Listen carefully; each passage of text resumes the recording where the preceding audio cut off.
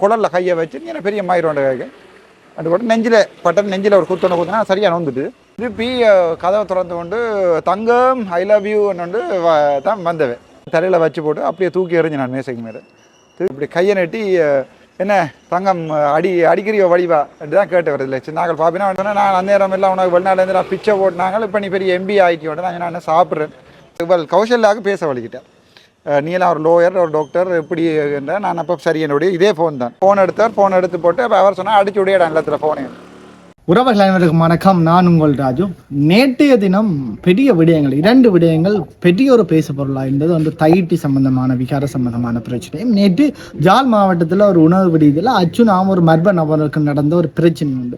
இப்போ இதில் என்ன விடயத்தை பற்றி நாங்கள் பார்க்க போகிறோம்னா அச்சுனா அவர்களுக்கும் ஒரு மர்ம நபருக்கும் ஜாழ் விடுதியில் ஒரு பெரிய ஒரு பிரச்சனை ஒன்று நடந்து அந்த மர்ம நபரை தாக்கினா அர்ஜுனா அவர்கள் சம்பந்தமான அதில் என்ன நடந்தது, யார் பக்கம் பிழை இருக்குது, அந்த விடயத்தை தான் இதில் தெளிவாக அறிஞ்சு கொள்ள போகிறோம். ஏன்னா அந்த மர்பன் அவர் அர்ஜுனா அவர்களோட அந்த காணொலியில் பார்த்தினாங்க அர்ஜுனா அவர்களோட வந்து தேவையில்லாமல் ஒரு வாக்குவாதத்தில் ஈடுபடும் போது கை வச்சதால் அர்ஜுனா அவர்கள் அவரை தாக்கி இப்போ அது ஒரு போலீஸ் சம்பந்தமான ஒரு தேடுதல் வரைக்கும் போயிருக்கு. அப்போ இதில் இப்போ அர்ஜுனா அவர்கள் தெளிவான விடயம், அவர் என்ன விடயத்தை தன்னோட கதைச்சவர், என்ன விடயத்துக்காக வந்து தன்னோட மோதுறது வாக்குவாதம் என்ன விடயம் ஏற்படுத்தப்பட்டதுன்ற விடயத்தை தான் அர்ஜுனா அவர்களோட முழுமையாக கதையை தெரிஞ்சு கொள்ள போகிறோம். ராஜ்வீதி சேனல் யாராவது புதிதாக பார்த்தா சேனலை சப்ஸ்கிரைப் பண்ணி இந்த காணொலி அனைவருக்கும் பகிர்ந்து கொள்ளுங்கள். ஓகே, வணக்கம் டாக்டர். வணக்கம்.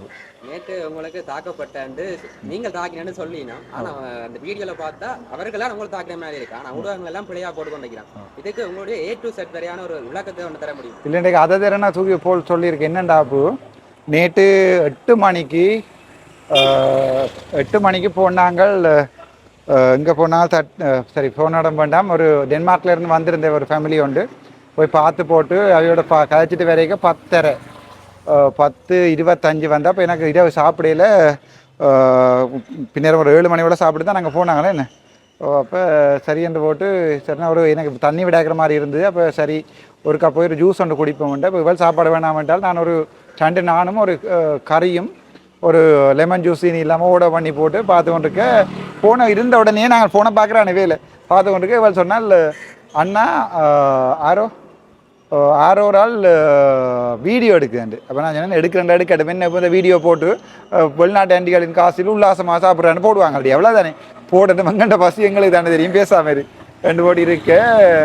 திருப்பி கதவை திறந்து கொண்டு தங்கம் ஐ லவ் யூ வந்து தான் வந்தவன் வரைக்கும். அப்போ நான் வேலையை சொல்லிடுறேன் சரி இன்றைக்கு ஏதோ சம்பவம் நடக்க போகுது ரெடி ஆயிரண்டு எனக்கு ஏதோ விளங்கிடுவாங்களா அடிக்கத்தானே இல்லை ஏதோ செய்ய தான் பாராங்கண்டு. அவர் பேசாமல் இருக்க. அவர் அந்த கண்ணாடி போட்டு அந்த கருப்பு அவர் வந்து முன்னால் வந்துருந்தோண்டு என்ன இப்படி கையை நட்டி என்ன தங்கம் அடிக்கிறியோ வடிவா அப்படி தான் கேட்டு வருது இல்லை நாங்கள் பார்ப்பினா வேண்டாம் பரவாயில்ல சொல்கிறேன். அப்போ நான் கோமத்துட்டு நான் பொறுமையாக இருக்கேன். இப்போ இவள்கிட்ட கேட்டார் என்ன உனக்கு தையிட்டி எங்கண்ட இது மாரியோ கிடாக்கு ஏதோ ஒன்று சொல்லி கதைச்சி போட்டு பிறகு சொன்னேன் நான் அந்நேரம் எல்லாம் உனக்கு வெளிநாட்டிலேருந்து நான் பிச்சை போட்டினாங்க இப்போ நீ பெரிய எம்பி ஆகிட்டோட நான் என்ன சாப்பிட்றேன் சாப்பிட்டு முடிய கதைப்பம் நீங்களும் குடிச்சிருப்பீங்க குடிச்சு முடிய கதைப்பம் வந்து சரி என்று போட்டு இருக்க. திருப்பியும் வந்து அவர் கௌசல்யாவுக்கு பேச வலிக்கிட்டேன். நீ எல்லாம் ஒரு லோயர் ஒரு டாக்டர் எப்படி என்றால் நான் அப்போ சரி என்னுடைய இதே ஃபோன் தான். இந்த ஃபோனில் இப்படி ஓன் பண்ணி போட்டு இப்படி வச்சுருக்கேன். மற்றவர் பின்னால் வந்து இந்த ஃபோன் அவன் சாப்பாடு வச்ச பிறகு படால் இந்த ஃபோனை பறிச்சிட்டு அடித்து மூஞ்சி வஞ்சில் அவனோட போய் நாங்கள் ஆண்டு தெரியுமோ நாங்கள் ஆவா குழு அந்த குழு இந்த குழு வந்து கையும் வலிக்குது பயங்கரமாக. அப்போ ஆவா குழு அந்த குழு இந்த குழுன்னு சொல்லி போட்டு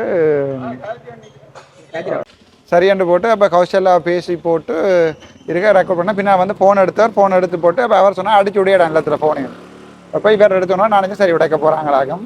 இந்த இதான் விவோ ஃபோன் உண்டு சரி உடைக்க போகிறாங்களாகும்னு பரவாயில்லன்னு பார்த்தா எடுத்து ஒன்று போனார். இப்போ இந்த ஃபோன் வந்து அப்படியே மேசல் அடித்தார் இப்படி அடிக்க நினச்சேன். சரி டிஸ்பிளே போயிட்டு ஆகணும் எடுத்து பார்த்தா டிஸ்பிளே போயில. சரி என்னோட ஒருத்தர் வச்சு போட்டு பொக்கருக்கு வச்சு போட்டு மற்ற ஃபோன் நம்பர் எடுத்து 119 அடிக்க போனவர் அங்காள் அப்படியே திருப்பி போயிட்டு நீ பெரிய கொழுப்பை எம்பி என்ற பெரிய கொக்கன் நச்சியோ அடித்து மூஞ்சி வஞ்சி எல்லாம் உடைப்பேன் அப்படி இப்படி நீ ஒரு காலில் நடான்னு வேறு. நான் சரி இப்போ நான் இவள்கிட்ட சொன்ன சாப்பாடை டேக்அவே பண்ணோம் மீன் பம்ப் பண்ணி அப்படி சுற்றி இந்த பக்கம் வந்தார். அப்போ நான் திரும்பி அப்போ நின்றார். அப்போ நான் குடலில் கையை வச்சு நீ பெரிய மாயிரோண்ட கேட்க அது கூட நெஞ்சில் ஒரு குத்துனா சரியாக வந்துட்டு அதுக்கு பிறகு டிஃபென்ஸுக்கு அதில் கிடந்த சாமான் எடுத்து அப்படியே தலையில் வச்சேன். வேறு வழி இல்லை என்றால் அவர் அடிக்கிறதெல்லாம் அந்த பெரிய உடம்பானால் நாங்கள் சின்ன படிக்கல் கையாலெல்லாம் மெல்லிச்சு அது பிறகு தலையில் வச்சு போட்டு அப்படியே தூக்கி எறிஞ்சு நான் மேசைக்கு மேலே இருக்க திருப்பியும் கத்தினார் அவளுக்கு பூனா கௌசல்யா அப்படி இப்படியாண்டு திருப்பி போய் இழுத்து 2-3 தரம் கொஞ்சம் போட்டு விட்டேன் நான்.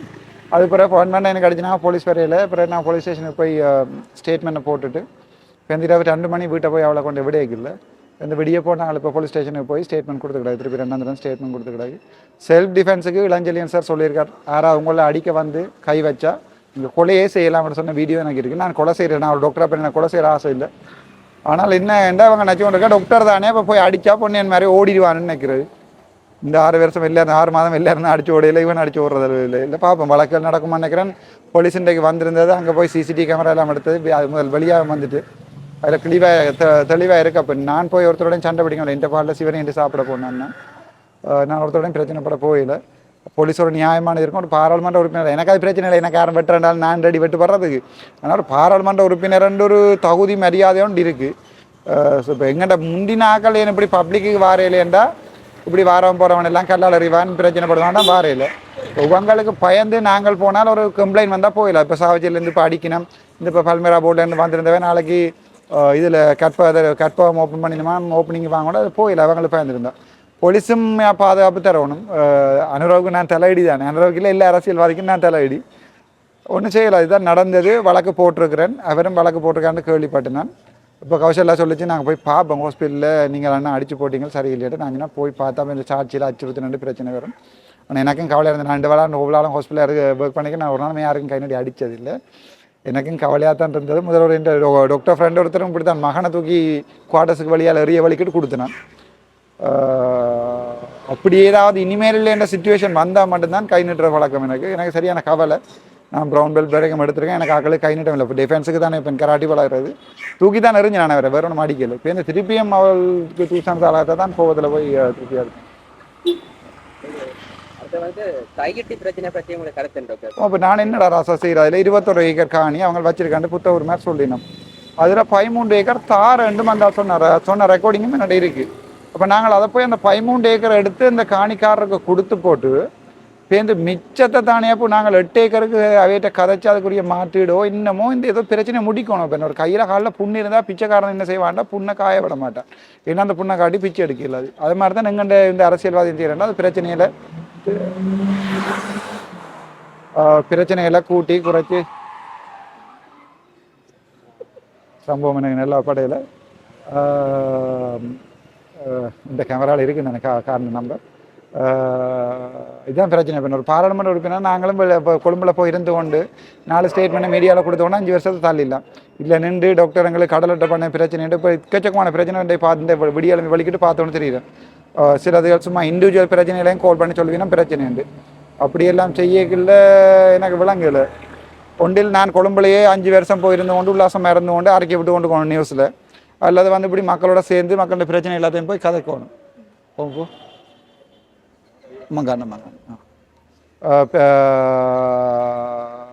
ஒன்றில் இங்கே நின்று வேலை செய்யணும். அப்படி இல்லைண்டா போய் அங்கே போய் இருக்கணும். எனக்கு விளங்கல, நான் அப்படி போகிற நிலைமையில இல்லை. பார்ப்போம். ஓகே.